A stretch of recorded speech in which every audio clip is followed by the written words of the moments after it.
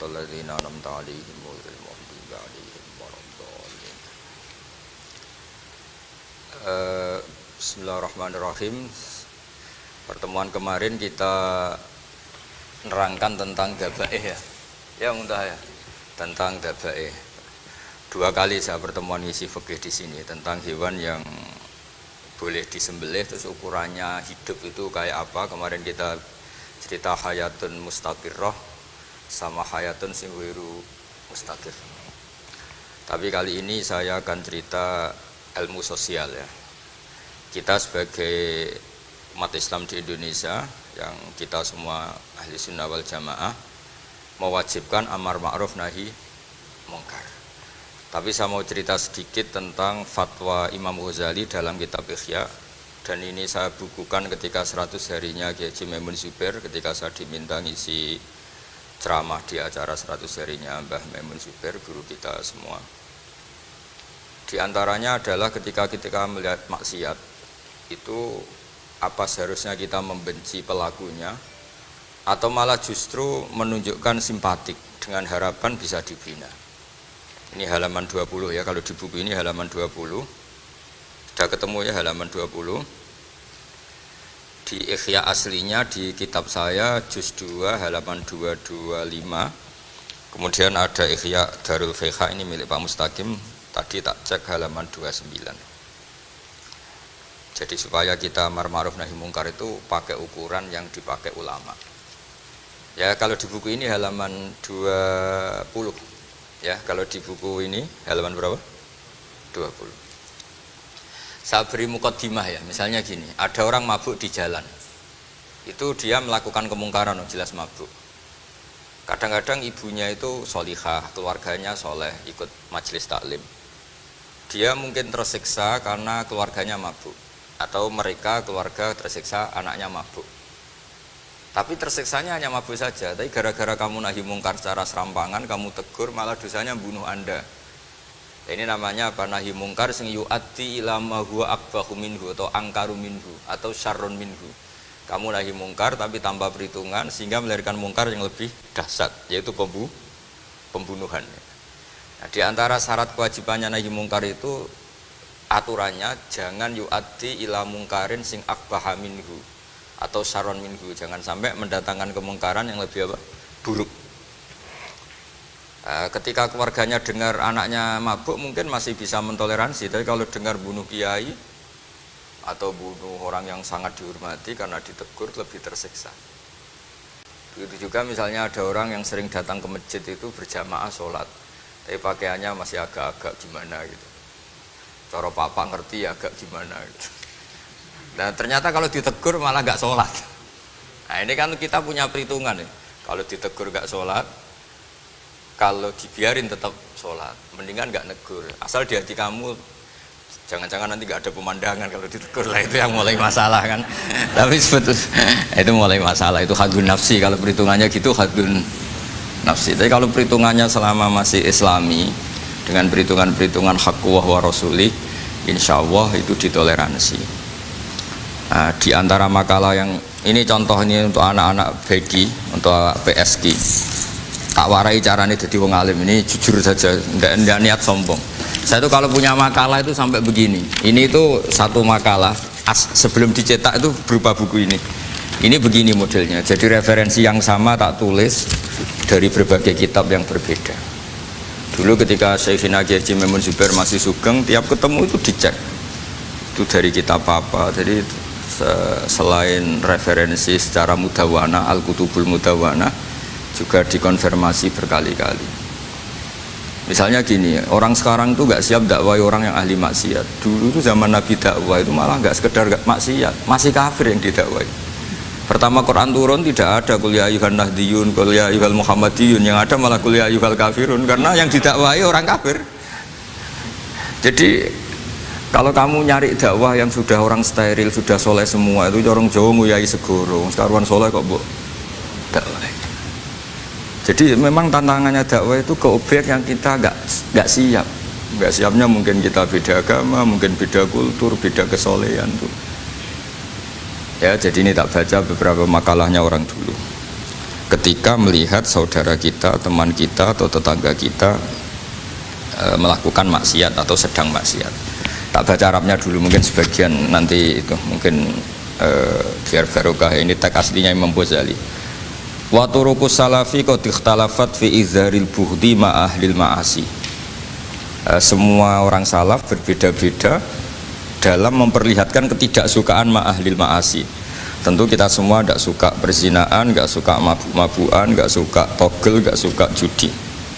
Terus fa'in kulta, ini yang mulai dialek gitu ya. Fa'in kulta itu andekan ada satu pertanyaan, yaitu yang mulai halaman 20. Fa'aqallu darajati fi izharil bughdi al-hajru wal i'radu wa qat'ur rifqi wal i'anah. Fahal yajibu dzalika hatta ya'siyal abdu bitarkih. Fa'aqulu la yadkhulu dzalika fi dhahiril ilmi tahta taklif wal ijab. Fa innana alamu annal ladzina syaribul khamra wa ta'atau al fawahisha fi zamani Rasulillah sallallahu alaihi wasallam as-sahabah maka yuhjaruna bil kulliyah. Dulu zaman Nabi juga banyak orang-orang yang masih mabuk, masih melakukan hal-hal yang buruk. Tapi mereka yang sedang maksiat atau baru berstatus fasik itu maka yuhjaruna bil kulliyah. Tidak begitu ditinggalkan saja atau asingkan begitu saja. Balkanu munqasimina fihim ilaman yakhdidul qawla alaih. Sebagian sahabat kalau melihat orang yang mabuk, yang enggak benar, keras. Wa yuzhirul bughdalah, memperlihatkan tidak sukanya. Wa ilaman yu'ridu anhu wa la yata'aradu anhu. Ini milik orang Jawa, ya tidak benci, ya tidak suka, pokoknya terus pasif. Semua corong Jawa gak melok-melok ya, itu. Nggak, biar sampean ngerti bahwa perilaku kita sebagai orang Jawa atau orang Timur, orang Indonesia ternyata ada pembenaran di ikhya, meskipun kebetulan, kebenaran Anda meskipun kebetulan. Nah kali ini kebetulan yang punya dalil itu, maksudnya tak, sudah kebetulan sekarang dicarikan apa? Dalil, kan lumayan kan, supaya kelihatan pinter gak Pak Zarkasi gitu. Kalau ini pinter dapat gaji. Jadi pinter ada dua, pinter yang digaji Allah kayak saya, yang digaji negara gak Pak Zarkasi. Maka pasti kaya saya lah, yang gaji lebih kaya. Saya dulu itu sering ngajar di Jogja, ketika boyong di Naruan, di Rembang itu teman-teman saya yang kerja di Jogja itu tanya gini, Pak kok bisa ya habis gaji tetap di Jogja pindah di kampung yang gajinya agak jelas. Ya jelas saya, kata saya, kok bisa gajinya Kiai itu surga, gaji kamu paling 2 juta. Terus dia bilang, ya inginnya 2 juta dan surga, rakus gak baik kan. Tapi Allah itu maha luas, masih gak apa-apa ya, gaji di dunia, gaji di akhirat gak masalah kan? Jangan insya Allah betul sudah. Artinya gini, ketika melihat kemungkaran, ini kan saya bela Mbah Mun, makanya judul ini Al-Intisar lil Madhabi Syekhina, bela Mbah Mun, bela Pak Kuras, bela bapak kita sendiri.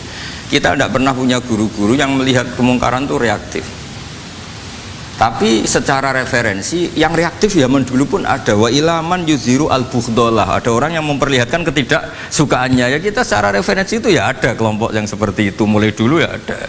Ada yang tidak ngambil sikap. Nah ini sangat Jawa sekali. Wa ilaman yu'ridu anhu wa la yata'aradullah.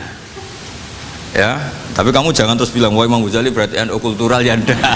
Imam Ghazali itu ada sebelum Mbah Hasyim Asy'ari, nanti kamu ngait-ngaitkan Imam Ghazali punya KTA NU enggak, ya enggak ini.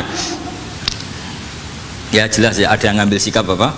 Yudhirul bughda, memperlihatkan ketidaksukaannya. Ada yang ngambil sikap yu'ridu anhu wa la yata'aradu lah. Nah ini yang ketiga, ini yang persis Wali Songo, ini yang ketiga ini. Wa ilaman yang zuru ilaihi bi'ainir rahmah. Ada orang itu melihat temannya maksiat, saudaranya maksiat, bawaannya malah tambah suka, tambah sayang. Karena itu dianggap sarana menarik simpati, kemudian berharap nanti menjadi baik. Ini yang ketiga, ini yang mungkin paling berat, tapi itu percontohan yang diceritakan wali-wali Songo. Ini jelas ada ya kelompok ketiga. Artinya gini loh, kalau kamu melihat kiai atau sejarah Wali Songo yang empati atau membina orang-orang fasik dengan kasih sayang, kamu jangan langsung bilang ini Islam apa, tidak nahi mungkar. Kamu yang kurang ilmu ribet. Ini jelas ada takbirnya. Mulai ini Imam Ghazali loh, Hujjatul Islam. Orang punya gelar Hujjatul Islam. Bukan doktor, bukan profesor, Hujjatul Islam. Sedunia lagi, bukan versi kampus tertentu. Sedunia, diakui sedunia. Ternyata mulai dulu ada orang yang pilihannya apa? Wa ilaman yang zuru ilaihi bi'ainir rahmah. Ada terusannya, wala yu'athirul muqata'ah wa tabaud. Dan dia tidak ngambil sikap memutus hubungan dengan yang sedang maksiat. Jadi bawaannya malah yang dzuru ilaihi bi'ainir rahmah dan tidak muqata'ah. Tapi tentu ya tidak muqata'ahnya karena niat bina ya, bukan koalisi.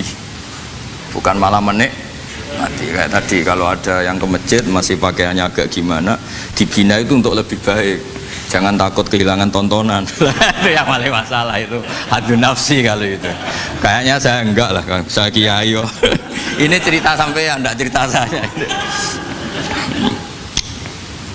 Ya ini jelas nanti kalau yang punya kitab Ihya jelas ikut babnya Kitabu Adabil Ulfah wal Ukhuwah.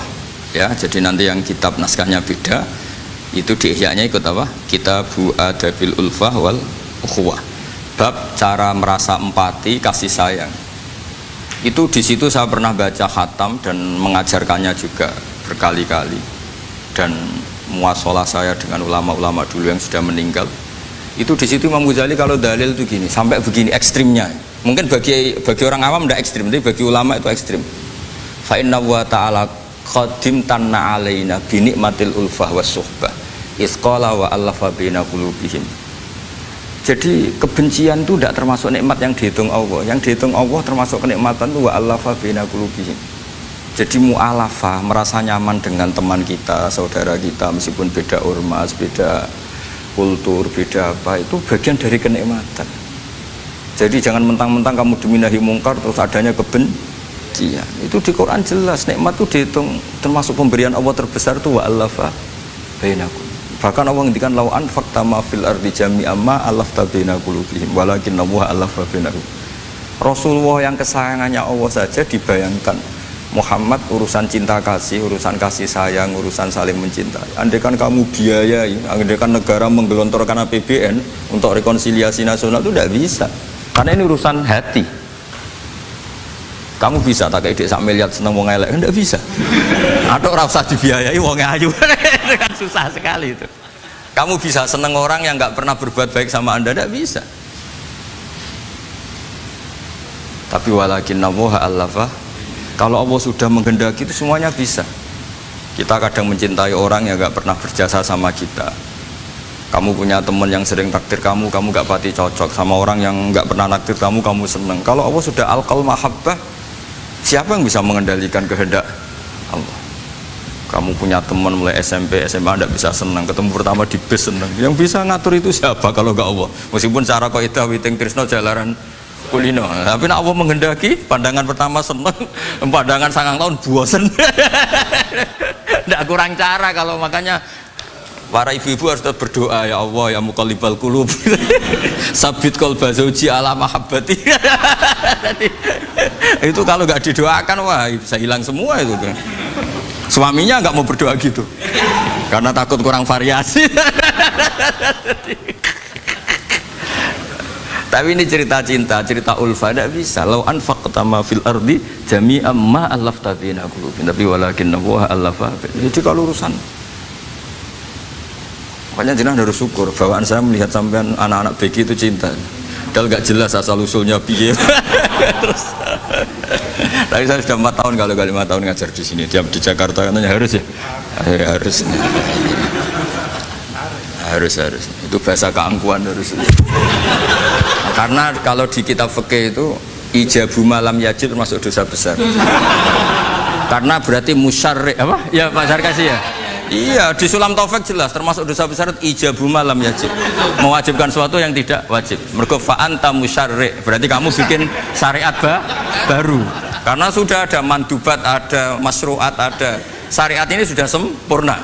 Faman aujaba malam yujib humuwah wa rasuluh fawa musyarriun. Dari berarti dia musyarrik baru. Bahasa karsanya kayak ngaku nabi baru. Tapi sudah tak maafkan lah sebenarnya. Tapi secara fikih jelas, sama lihat di Sulam Taufik termasuk minal kabair apa? Ijabu malam yajib, mewajibkan sesuatu yang tidak wajib. Musyarri ya musyarri, bukan tukang bikin syariat tapi ini musyarri tukang yang di jalan mungkin. Saya itu saking fanatiknya ilmu, ini cerita ya, saking fanatiknya ilmu itu kalau kholnya bapak saya, karena kita keluarga pesantren itu pengumumannya itu aneh, tidak wajib hadir, Karena takut ijabu malam. Karena trennya pesantren itu gitu. Kalau alumni itu harus hadir pas hall atau pas pengajian mulut. Kalau saya karena fanatik ilmu itu nggak pernah ada undangan sampai sekarang. Saya ngiyai sudah 2005 Bapak. Sampai sekarang nggak pernah ada undangan. Karena takut ijabu malam yajib. Karena saya orang bener, maksudnya ada kayak ini. Ini kacau ini.